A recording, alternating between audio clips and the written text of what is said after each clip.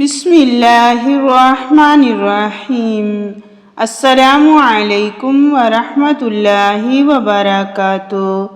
حضرت عبداللہ بن مسعود رضی اللہ تعالیٰ عنہ بیان کرتے ہیں، رسول اللہ صلی اللہ علیہ وسلم نے فرمایا، سچائی کو اختیار کرو، کیونکہ سچائی نیکی کی طرف رہنمائی کرتی ہے۔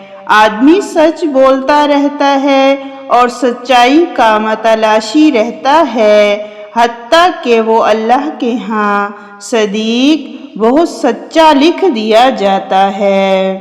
اور تم جھوٹ سے بچو، کیونکہ جھوٹ گناہوں کی طرف رہنمائی کرتا ہے اور گناہ جہنم کی طرف رہنمائی کرتے ہیں۔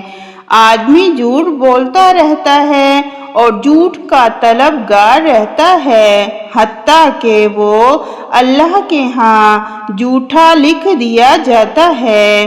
اور مسلم کی روایت میں ہے، فرمایا، بے شک سچ نیکی ہے اور نیکی جنت کی طرف رہنمائی کرتی ہے، اور بے شک جھوٹ گناہ ہے اور گناہ جہنم کی طرف رہنمائی کرتے ہیں۔ حضرت ابن مسعود رضی اللہ تعالیٰ عنہ بیان کرتے ہیں، ایک آدمی نے نبی صلی اللہ علیہ وسلم سے عرض کیا، اللہ کے رسول، مجھے کیسے پتہ چلے کہ میں اچھا ہوں یا برا؟